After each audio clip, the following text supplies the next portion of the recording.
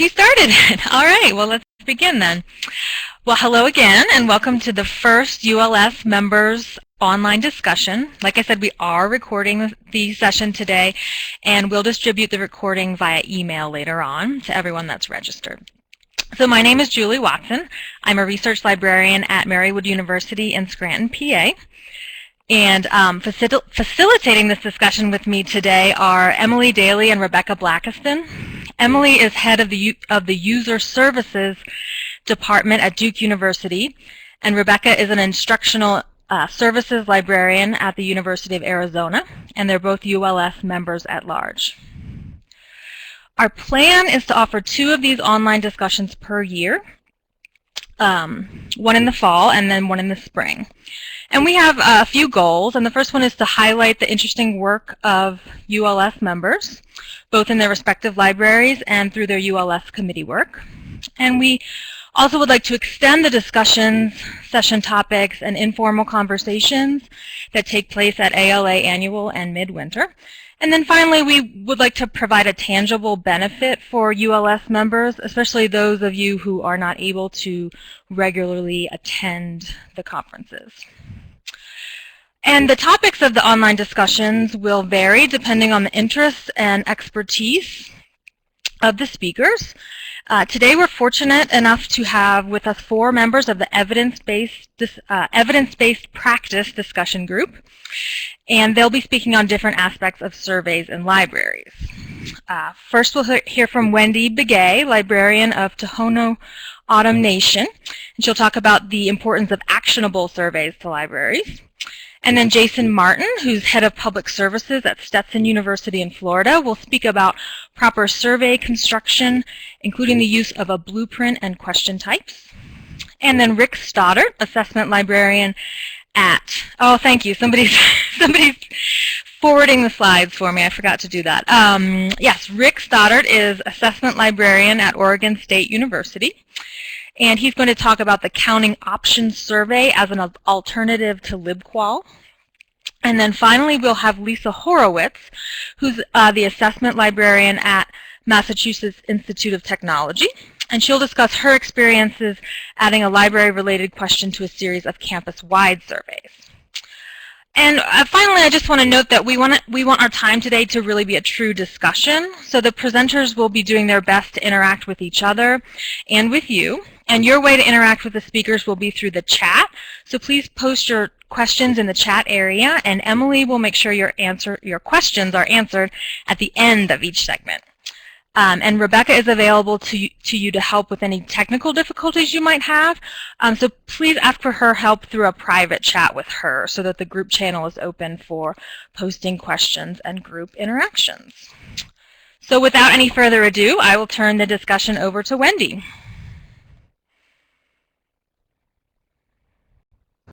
Hello. I just want to make sure that people can see me and hear me. Any feedback? Are you able to hear me? We can hear you, but we can't see you yet. There we go. You can hear me and see me, right? Yes, we can hear you and see you, so go for it. Okay, let me get started then. Hello everyone, my name is Wendy Begay. I am the librarian and manager at Benito Garcia Library in Sells, Arizona on the Tohono O'odham Nation. We're located about 60 miles west of Tucson. So you may wonder why a tribal librarian is talking to you about surveys in academic libraries. Well, before I took my current position as a tribal librarian, I worked for 12 years in 2 academic libraries at University of Arizona Libraries and Kansas State University Libraries. At both libraries, I coordinated and conducted evaluation and assessment activities, including survey design. So I'm really hopeful that we can share some useful information with you today. So let me click on the next slide. Okay. So let me go over, well, the first thing that I really want to do is to do a quick overview of what I'll be covering, what I'll be talking to you about today. I'll talk about surveys in terms of process improvement, and then I'll talk about how a survey becomes actionable and give you some example, or one example. Finally, I'll finish with some helpful tips when designing your survey.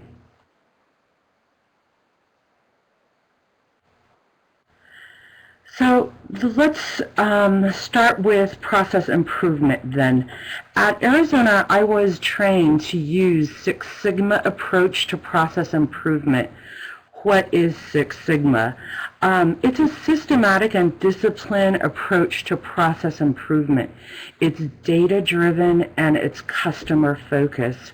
Since I have this background, I tend to think about surveys as a tool to gather information in the larger picture. So process improvement is designed for you to take action and with the data that you gather. So this is the background that or the experience that I have. The Six Sigma methodology that I learned and used at the University of Arizona was called DMAIC, D-M-A-I-C. D, define, M, measure, A, analyze, I, implement, C, control. So here's a quick overview of the process improvement parts. And I wanted to show you this to emphasize the actionable parts. The steps are really similar to the research process. So with that, the first thing you usually have is you have a question. You almost always need to define your question to get focus and to gain understanding of your question. Then you'll probably need to find out more information about this question or about this problem and review the data that you already have. Gathering data can be new or existing data, or both. Survey is one of the tools that you can use to gather your data. The tool you use is really dependent on the data that you intend to gather. The next step would be to analyze your data. What changes do you need to make, implement, and then implement the changes? The last part is give feedback or provide summary results to the respondents. This is your opportunity to describe how you intend to respond based on the survey results. So that's the quick overview of the process improvement steps. Let's go on to actionable surveys. So why am I showing the process improvement steps? I want to focus on the two parts that were in blue that makes a survey actionable. Designing or creating your questions and the feedback, those two steps there. So let's dive right into the survey questions part. When you're creating survey questions, you need to always ask, what will we do with the information from the responses? So, for example, say you create a survey question that has a Likert scale from strongly disagree to strongly agree. Will you be able to act on information that you get if the 60% of the responses say they're neutral on that particular question? What will be your action? You don't have to formulate an entire plan, but you should be able to answer the question, what will we do with the information from the responses?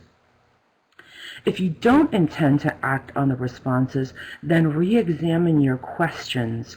Are you asking the right questions? Is your question necessary in the data gathering efforts?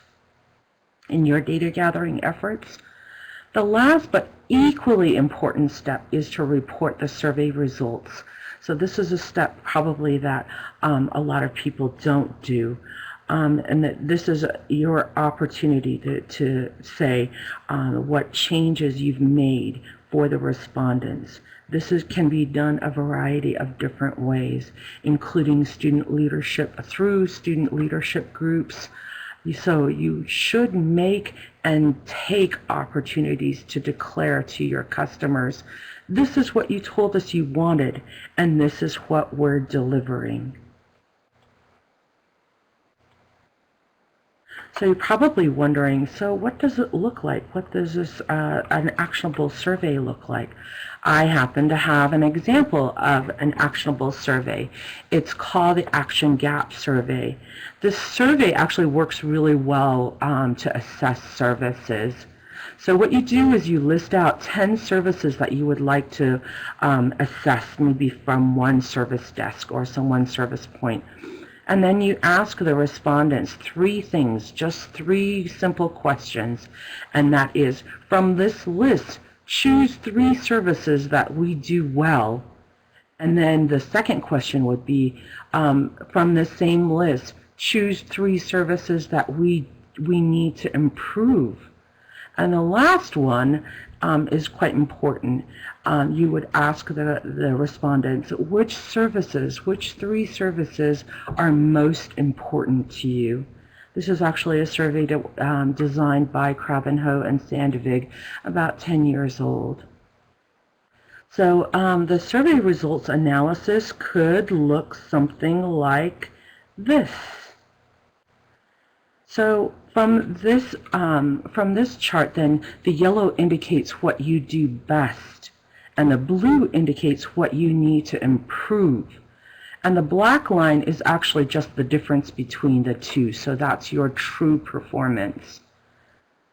So the best part of the survey is the importance to the customer, which is arranged from left to right in order of importance.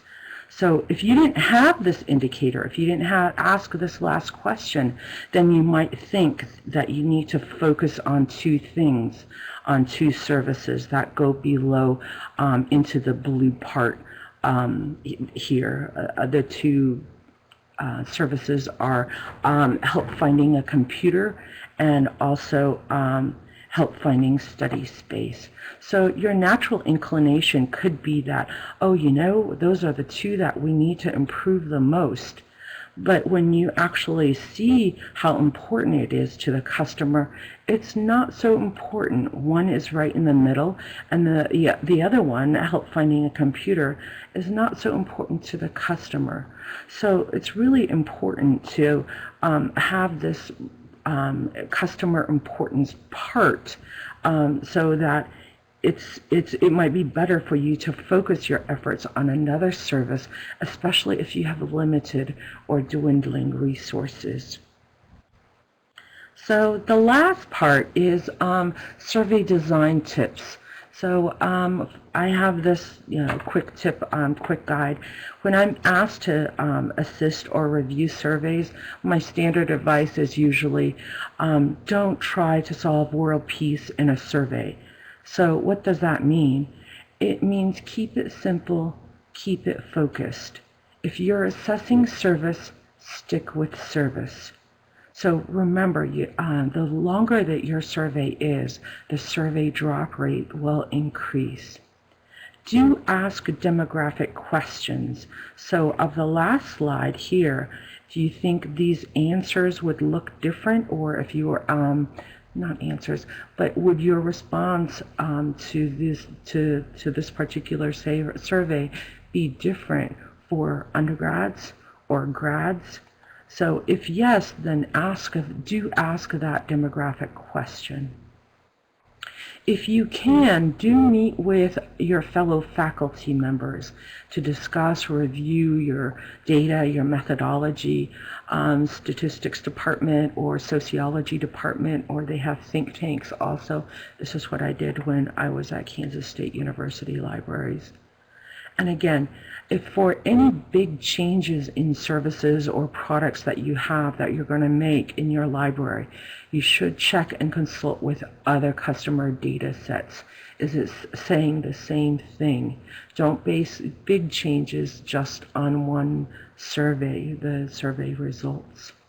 So that's the end of my presentation for the actionable part. I just want to see if there were any questions before we move on to Dr. Martin. We do have a couple of questions here, Wendy, that I'll ask now. One is a question about the ideal number of questions per survey. Do you have a rule of thumb for how many questions folks should ask in a single survey? There isn't any magic formula or silver bullet in creating or designing survey questions. Again, it goes back to that first part, that first question of defining what your question is or defining what the problem is that you're trying to answer. So, 3 might do it, or maybe 5, 7 might do it. So again, you just need to be recognize that the longer that your survey is, that drop rate will increase. Mm-hmm. And what's your rule of thumb about length of survey in terms of minutes? What is your ideal response time, would you say? It probably should not take no longer than 10 minutes. 5-10 minutes is good. Okay. And we have another question here. What is the best way to analyze the Likert type responses as categories, ranks, continuous values? Do you have any thoughts about that? Let's see.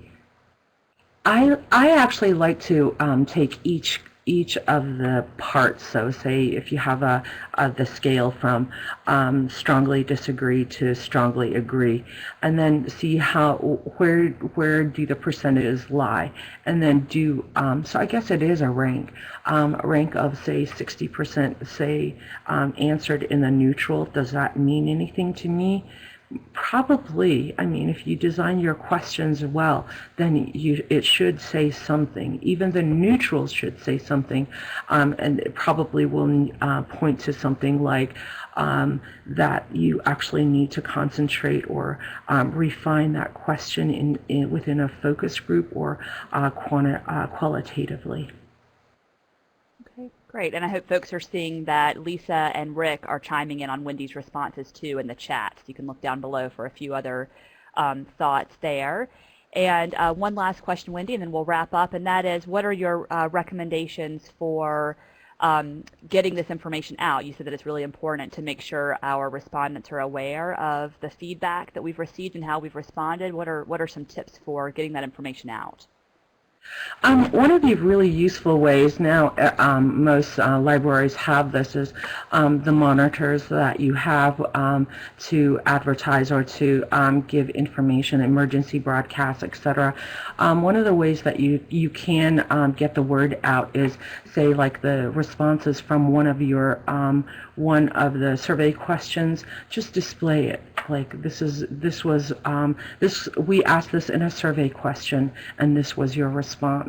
Like maybe gear it towards undergrads or grads, but do take opportunities to give information back, and usually you can do this through the student leadership groups, through the say like graduate council, student council, and then also if there's any sort of information or gathering, then you can take that opportunity. So that's what I mean by make and take opportunities to take this back to the people who took the survey. So it's easier for you when you actually start to do another survey, or maybe you're doing the next iteration and say, this is what you told us the last time, and this is actually a survey that we use to make decisions, to make changes to services or products.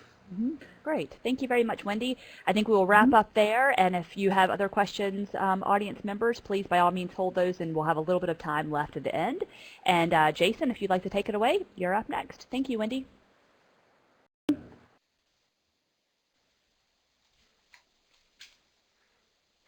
All right, hopefully everybody can hear and see me. My name is Jason Martin, and I am from Stetson University here in sunny DeLand, Florida.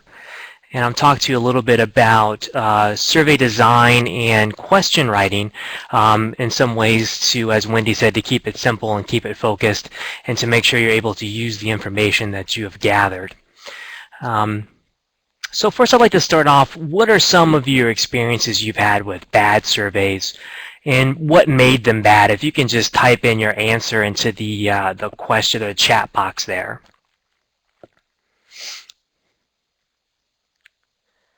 Didn't understand the questions, too long, confusing, yeah, a lot of too long, and that is a big problem with surveys. I think maybe the first survey that I made was entirely too long, and it kind of meandered and just sort of went everywhere, wherever my mind happened to go as I was writing questions.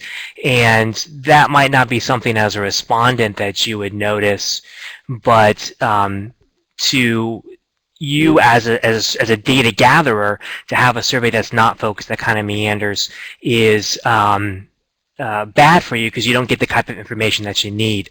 And one of the ways that we can really help that and to focus our survey is to use a survey blueprint.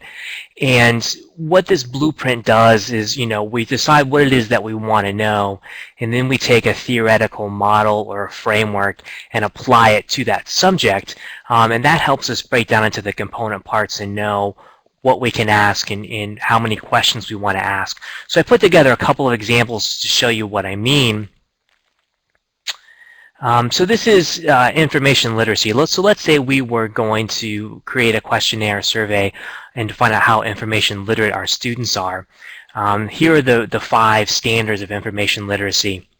And then we have it broken down into how many questions we want to ask for each standard, for a total of 15 questions. And so our real focus in this particular survey would be how well our students access and evaluate information, not necessarily some of the other areas about how they're going to use information. So we're going to focus our questions 6 and 4 in those 2 areas of access and evaluate, and just a couple in those other areas. Here's another one. This is on customer satisfaction. This is a customer satisfaction model. And so again, we're more concerned with the perceived value and our patron satisfaction than we are with some of the other areas of customer satisfaction, so we'd focus our questions in those 2 areas. And then finally here, let's just say we wanted to see how well our access services are doing. We could look at the different areas of access services and ask questions based on friendliness, efficiency, and effectiveness. And once we have this blueprint in place, what this then allows us to do is to create questions that speak to those particular categories and the number of questions. Like I said, it helps us to keep from meandering off and saying we could come up with 15, 20 questions about friendliness, but do we really want those many questions? This keeps us on target and keeps us focused on what we're trying to accomplish and what we're trying to learn. And then the next important part is writing the questions. I know some of you talked about, well, they had questions that didn't apply to you, or there was too many open-ended questions or whatnot. And we'll talk about some of that as we move along. And we're just going to talk about some of the more common survey questions that we have. And first is a Likert scale. I say Likert, some people say Likert. My stats professor said a Likert, so I call it a Likert. So the first thing I'm going to ask is a poll question here, and hopefully everybody can see this poll question. But which number of values is going to give you a more accurate, consistent information on a Likert scale? Is it going to be 5 values or 10 values? So just pop in your answer there, what you think is going to give you the best, sort of more accurate responses. All right, looks like we're coming up against a big old blowout here, and everybody seems to be going with the 5 values, and that's correct. I'm just going to go ahead and end this poll right quick here. 5 values is going to give us more accurate information because these Likert scales are what are called vague quantifiers. And what that means is there's not any sort of standard difference between a 5 and a 4 or a 9 and an 8. It depends on our mood, how we're feeling at that particular time, and how if our mood changes, we can answer questions differently. So always stick with the fewer options when it comes to a Likert scale.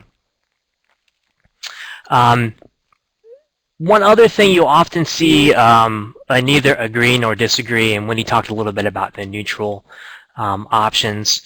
And you have to really ask yourself if that's going to have a value for you. Sometimes it does have a value to have a neutral option, but sometimes it doesn't. So again, it makes sense to say, is this going to have a value to me? If it doesn't, then there's no need to include that as one of your answers.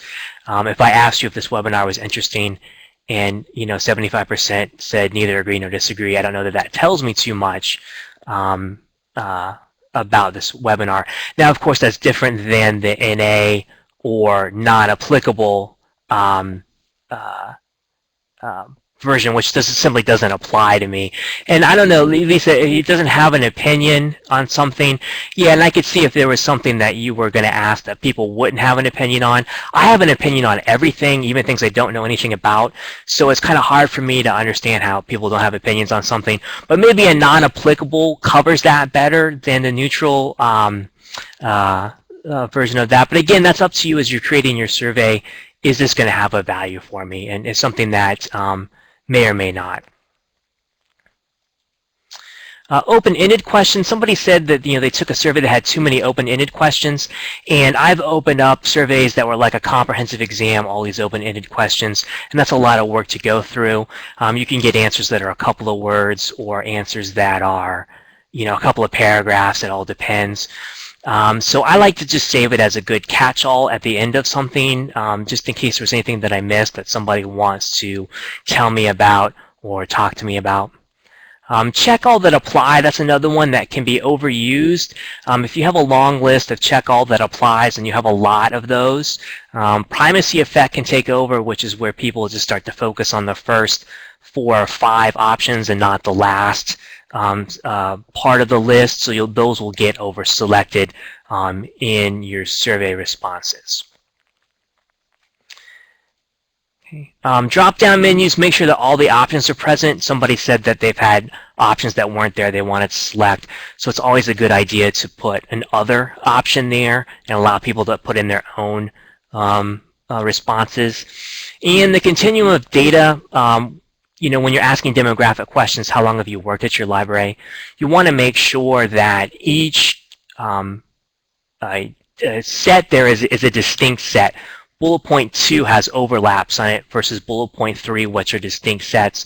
So a person clearly knows which to answer when they've asked them, say, how long you've worked at the library or how often you visit the library. Okay.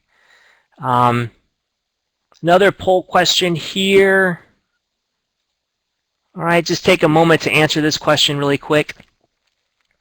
Epistemologically speaking, the library plays both a latent and manifest role vis-a-vis online pedagogy. Okay.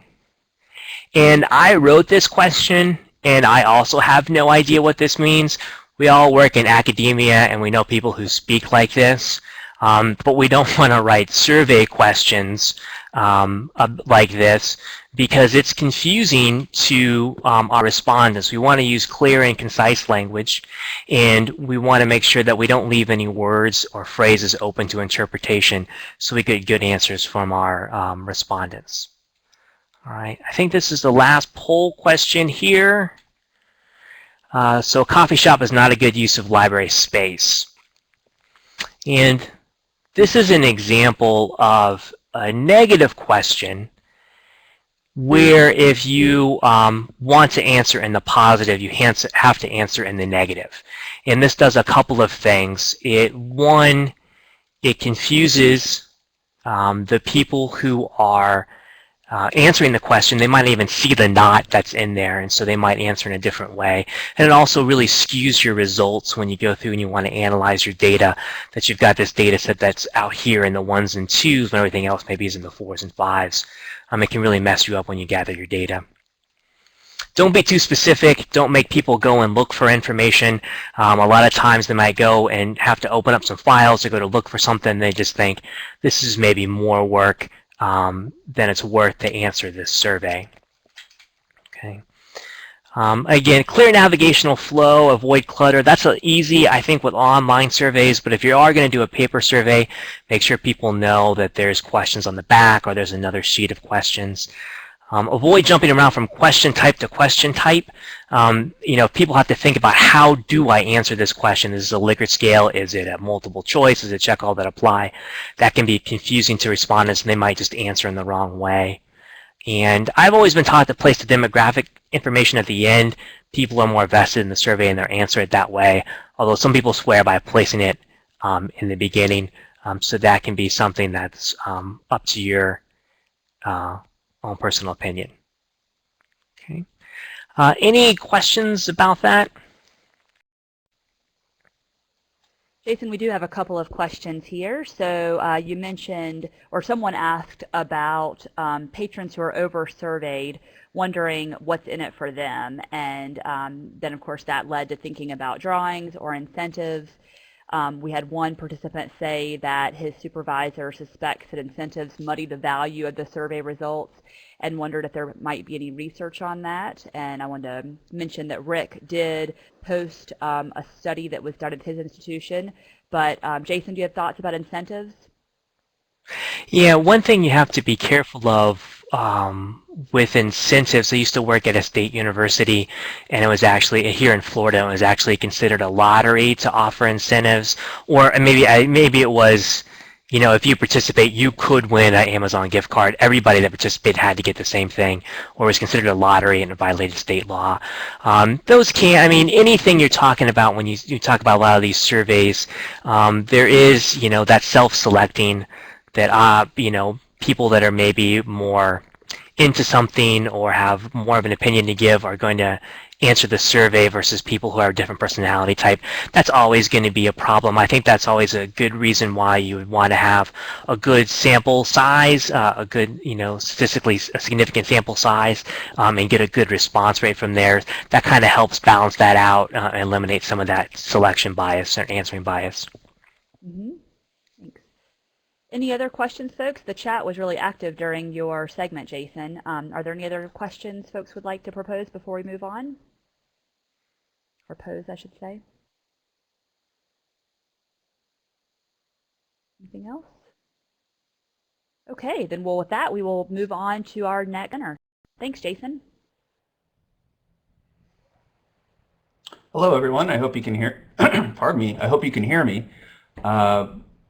My name's Rick Stoddard, and I'm the assessment librarian at Oregon State University's Libraries and Press.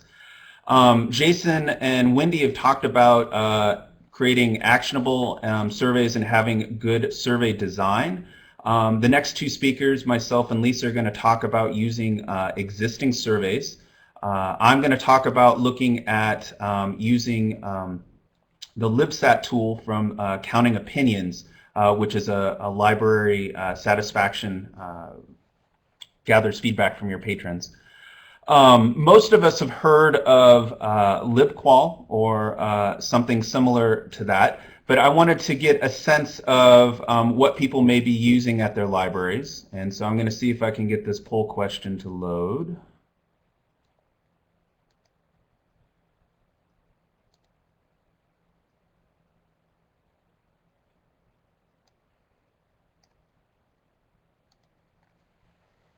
And so what tool does your library use? Have you used a LibQual product, LibSat, a survey built in-house? Your library doesn't gather information, or do you use some other tool? And it looks like a lot of you are using, have used LibQual at one point. And the other big one here looks like that people have built a survey in-house. And so I'm going to end that poll really quickly. I just wanted to get a sense of what people were using. I can hide this real quick. And so regarding that, regarding those the different types available to you, here's just some broad characteristics related to those. LibQual is a great tool, and many of us are familiar with it or seen it in the library literature. This gives you a really comprehensive snapshot of what's going on in your library. One of the challenges often with LibQual, depending on which part of LibQual you're using, it can be really complex, both for the user to take that survey as also for you to interpret it. But one of the good things regarding that complexity is that you know that some good survey design has been put into that for the reliability and validity of those results. You're able to compare with your peers with that have also used LibQual, because many people have been LibQual customers. We're using the Counting Opinions LibSat tool in our library. I think what's interesting about this, that I like about this, that it's ongoing. While LibQual gives you a snapshot, the Counting Opinions tool, the LibSat tool, sits on our website, and we can compare results month to month. And so if we make a change, if we decide to make a change based on the survey data, we can track what sort of actions have resulted from that. I think one of the other good parts of LibSat that I think is important, is probably the main point of my talk, is when you're designing a survey, you really need to think about how you're going to, as Wendy talked about, making the data actionable. And so LibSat provides some really interesting reports and graphics and analysis that can help make the data actionable for you. And if you use a homegrown survey, which is really many of us can do, you have fuller control of the questions. But one of the things to think about is, are you actually measuring what you're intending to measure? And if you have any interest in benchmarking or comparing to your peers, no one else is using that particular survey tool that you're using. And so it becomes hard to then benchmark with others if that's an interest of yours. And so I'm going to talk about LibSat, but I wanted to give you the overview of Counting Opinions. Basically, when you use Counting Opinions, you get 3 products or 3 tools. LibSat is a library satisfaction survey. There's a long form and a short form, and the patrons can choose whichever one they'd like to use. Inform Us is basically, it's a form that you can, generator, kind of like Google Forms, in a way that will gather data for you. You can use that internally to gather statistics from others in the library, but you can also use it to create some surveys themselves. And LibPass is kind of the overarching place where all the data resides, and you can also use it for reporting purposes. I will say that I'm not a salesman for Counting Opinions. I'm just talking basically on our experience this past year with the product. LibSat's ready to go out of the box. Pretty much you need a little bit of tweaking of the questions, but otherwise you can get that up and going right away. Inform Us and LibPass there is a learning curve to those and some time investment. And so it takes a little bit of more time to get familiar with those particular aspects of the tool. And so I'm going to mainly focus on the LibSat survey because this is about surveys. And so what we've done is we've deployed it as a link on the website, or as a sidebar link on the website for patrons to click on. So right now it's pretty passive, but I think one of the great things that Counting Opinions does is it provides some other ways for you to promote the tool. They have a peel down corner on your website that makes it kind of pokes people to maybe take the survey, and we're going to use that next. But I think it's an interesting way to have the survey up continuously, because you can compare changes, as I mentioned, as they happen. You can do this with your own particular tool if you wanted to construct something in a Google form or Qualtrics or something else and put the link up. But again, as I mentioned, having the ability to make the data immediately actionable through reporting, I think, is one of the cool things about using something perhaps created from a vendor or somewhere else. And so some of those, what that looks like, one of the tools that Counting Opinions provides is what they call the Squire Index. And so it stands for satisfaction, quality, usage, importance, recommendation, and expectation. And this is kind of like Wendy was talking about, and also mapping, and Jason was talking about mapping your questions to particular areas. And so they've already done the mapping for you. And so I can compare these, I can share this sort of graphic with library administration. We can look month to month how things are going on and compare it to yearly overall. And so I think this is a really quick snapshot that provides some really interesting data that you can talk about with library administrators. One of the really cool parts I think that I really like is the opportunity index that it provides. So what this talks about, and Wendy touched on, is it ranks questions by importance. So in this particular instance, patrons have suggested that they rank seating in the library as being very important, but their satisfaction with that is not as important, or their satisfaction is down. And so there's a gap there that we probably need to pay attention to. Where something further down the list maybe is not ranked as important, and so it's not our priority to look at that particular time. And so this is really interesting, is because then we could look, okay, was this happening during finals when the library was overwhelmed with people, or is this our overall rating that we really need to look at how to improve the library seating and make some immediate changes to seating to increase the satisfaction of what's going on in the library. I think that what's really great about this is that it's this kind of, when you use a vendor survey, you have the whole package. You have not only good survey design, but you also, in general, hopefully get good reporting. And I think that's one thing to think about when you're on your own creating a survey by yourself, about how you're reporting and using the data and making it actionable. And so that's my brief piece about vendor surveys and the LibStat counting opinions. Lisa's going to talk to you next about leveraging existing surveys on your campus, but I want to see if there's any questions you have. And I know I ran through that really quick, but I want to respect your time. That was really helpful, and we do have a couple of questions, in fact. Again, the chat was pretty active, so I'll hope that I've captured all of these, and please feel free to chat in or speak up, folks, if you have other questions. But you mentioned that it's difficult sometimes for institutions to ensure reliability and validity for surveys they develop in-house. Do you have any suggestions for ways they can ensure that reliability and validity?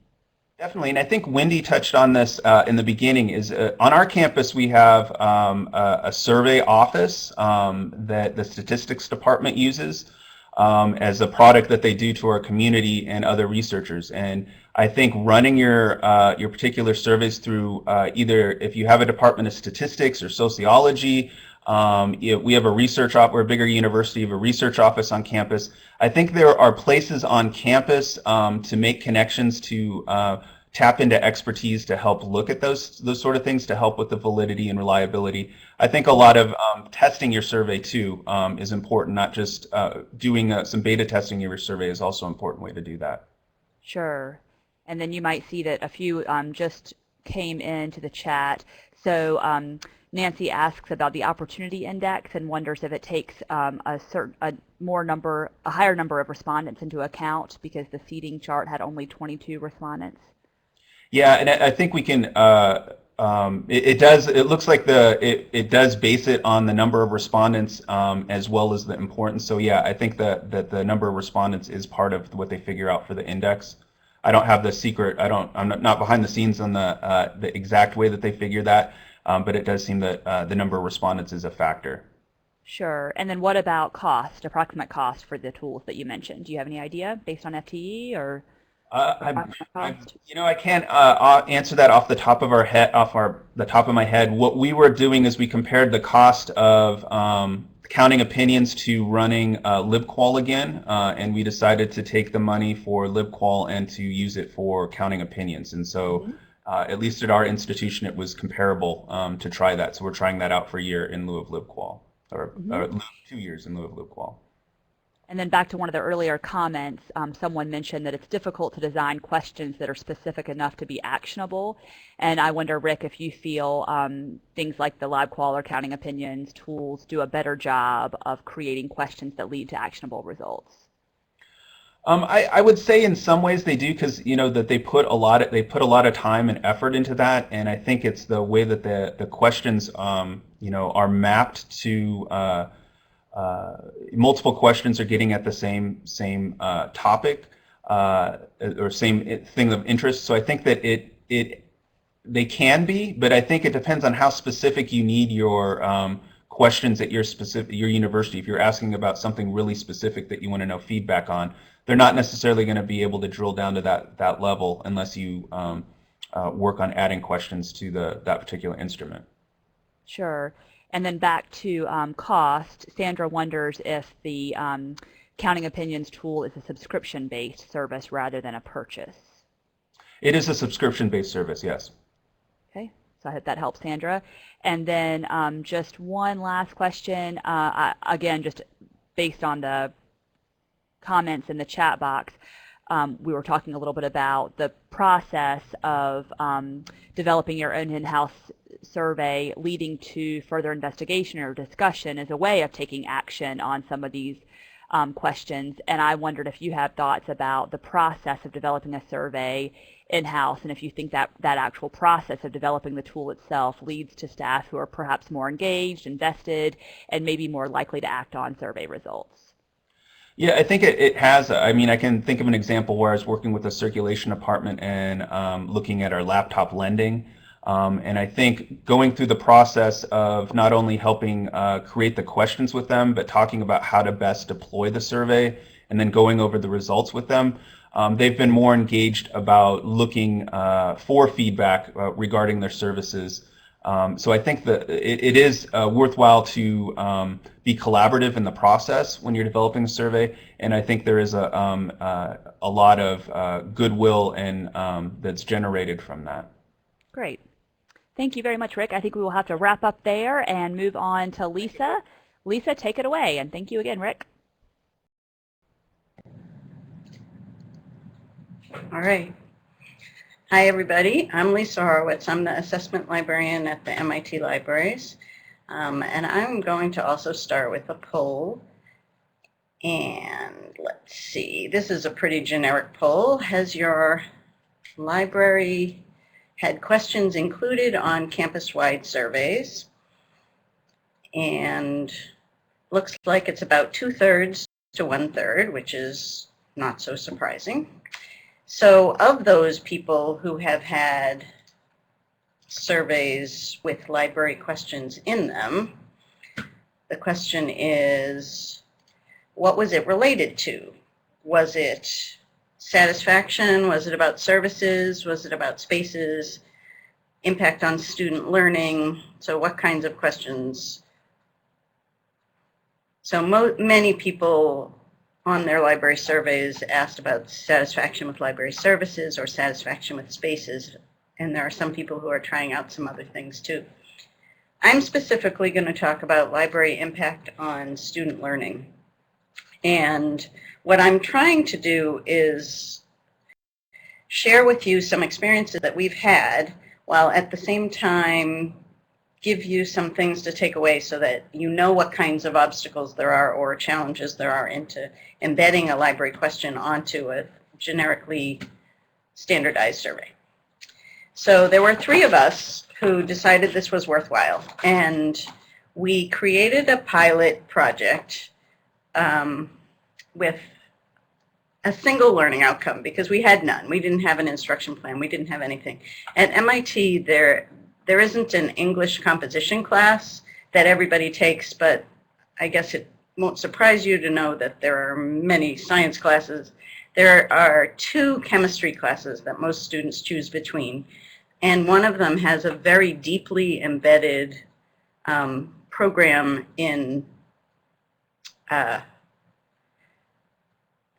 it's a library instruction program. Sorry, it has a deeply embedded library instruction program, and that was one of the people who worked with us. So we were basing ourselves using the ACRL standards from the science and technology section. And this first standard, they've changed a little over time. This began in 2007, so you may see that some of the wording is different from in the past. But under that standard that's listed on the screen here, there was a bullet that said, as a result of a session in which those outcomes are taught, the information literate student is able to apply information access skills learned in one subject area to another. And that led to our outcome regarding lifelong learning skills. And so you can see what our outcome is there, that our hope was that undergrads would be able to employ information access skills that they could use from this class to apply to their lives, both in their field and outside of their field. So, oh, sorry, I messed up. See, I knew there were things happening that I couldn't tell about. Okay, sorry. now everyone should be able to see me, right? I wanted to talk a lot about the process. That was what my goal was here, is to talk about the process. And the process are things you may decide to do in your own institutions. So to begin with, we work with the Office of Institutional Research, and they're the people who administer the surveys. Survey instrument that's provided by an organization called Long, but the survey instruments are very similar to those used on the National Survey on Student Engagement. So they may be familiar, that kind of survey is familiar to you. And we have 4 different surveys that are done that are based on this instrument, as well as the libraries does its own survey of the issues. COFI's instrument already includes, as we just found out, people have a survey on campus that includes a library question. But the question that it includes is about satisfaction with facilities and services. And since we were going for the impact of library instruction, that didn't really meet our needs. So that was a problem because it came to a question of real estate. If we already have a library question, are we really legitimately allowed to ask for more real estate for another library question?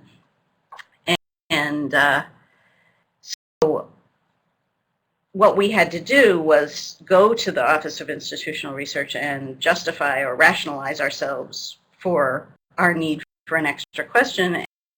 And the office has to balance that with other stakeholders' needs. To be able to question that was part of the custom questions and included on the 2009 alumni survey, 12 survey, and the 2011 enrolled student survey. We never had this question on the pre-freshman survey, and the 2013 enrolled student survey had too many stakeholders involved, so we were unable to do that one either. Also, from here, let's see, what question do we want to include in the MIT surveys? Well, first remember, this was the learning outcome that we were working from, and that's because we talked about it in some of these other, Jason sort of mentioned it, certainly Rick mentioned it when he said you want to valid questions, and in terms of designing questions that make sense and having Wendy talk about questions that make sense, we had to work with not only the 3 of us, but there was also the Associate Director for Public Services and the Associate Director for the Office of Institutional Research, who had to join us in trying to figure out what wording would work. And really, we only had one question to address the thing, and that was a big deal.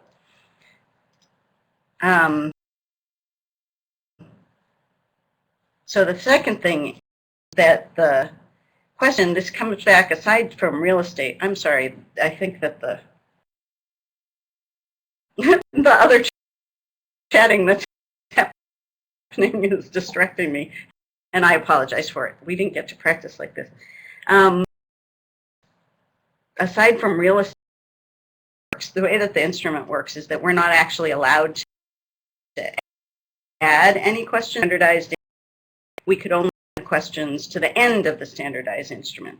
So the question that we wanted to add to, remember we were looking at lifelong, there was a question that said, here are some abilities and some types of knowledge that could be developed in a bachelor's degree program. Please indicate how your abilities in these areas changed over college. And there were writing clearly and effectively, critically, original ideas and solutions, that kind of thing.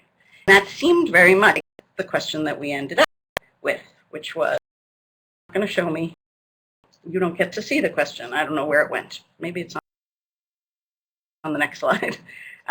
There it is.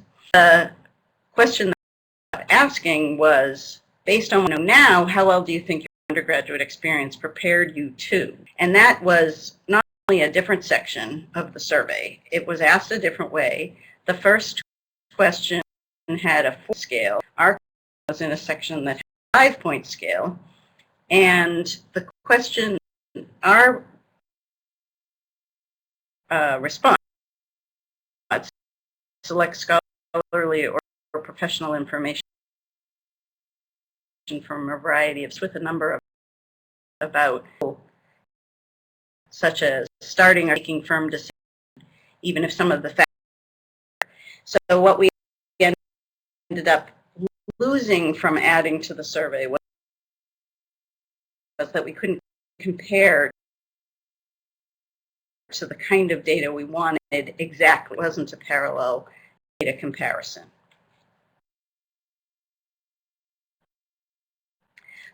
But we did get some, and here are the results. And this is just so you can see what we've done with it. These are correlations from are more closely linked together. But what we had wanted to do was try things like the very bottom of a field, and our correlation is actually much weaker than we expected it to be. So what we're doing is, what we're considering now is how we have a new instruction plan with 4 learning outcomes. Now we have a new plan with out, and we're trying to figure out, is our best question anymore for our purposes? Have we learned anything from doing any of these correlations that we in lifelong learning? If we haven't shown that, what other data could it possibly have shown us? And we have another one coming up in 2014, the 2014 senior survey. Let's see if that works. The 2014 senior survey is coming up, and we need to figure out if we have a new question for that. So that was what I was going to share. I really wanted to have, I'm sorry that I had so many technical problems, and I apologize for that. Feel free to ask me about anything. I'm hoping is that I've provided some points of information that you can pull away and do your own thing with, and in your own surveys. So let me move to the next slide, and feel free to ask questions. Great, thank you, Lisa. And I didn't see any questions in the chat box, but feel free now, folks. If that you is have that general I've questions, provided and some one or two might points be of coming in now. information that but let's take you just can another pull away minute and for do general your own questions, thing and with, then we'll hand things back to in Julie your to own wrap us up. surveys. So, and thank you to our presenters move for a to the really next full, slide, engaging hour. Feel free to ask questions. I don't think we have any questions at this point.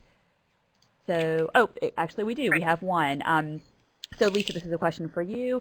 For the coefficient, with the 2014 senior survey were you comparing is each question? Coming up, and we need to figure out if we have a new question for that. So that was what I was going to share. I really wanted to have, I'm sorry that I had so many technical problems, and I apologize for that. Feel free to ask me about anything. What I'm hoping is that I've provided some points of information that you can pull away and do your own thing with, and in your own surveys. So let me move to the next slide, and feel free to ask questions.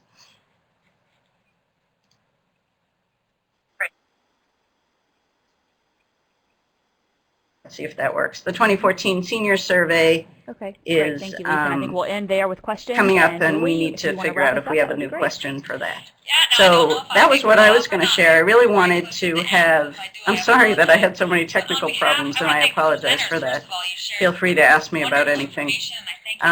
What I'm hoping is that I've provided some points of information that you can pull away and do your own thing with, and in your own surveys. Thank you so much so for joining. We do have we a move short to the next slide, and that we'd like feel you to fill out. free to ask questions. Pushing the link to you, and we will email that to you as well. And we'll also email you the recording. See if that works. The 2014 senior survey is coming up, and we need to figure out if we have a new question for that. So that was what I was going to share. I really wanted to have, I'm sorry that I had so many technical problems, and I apologize for that. Feel free to ask me about anything. What I'm hoping is that I've provided some points of information that you can pull away and do your own thing with and in your own surveys. So let me move to the next slide, and feel free to ask questions.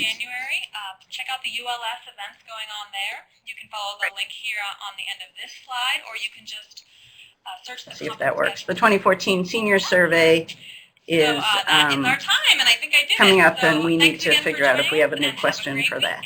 So that was what I was going to share. I really wanted to have, I'm sorry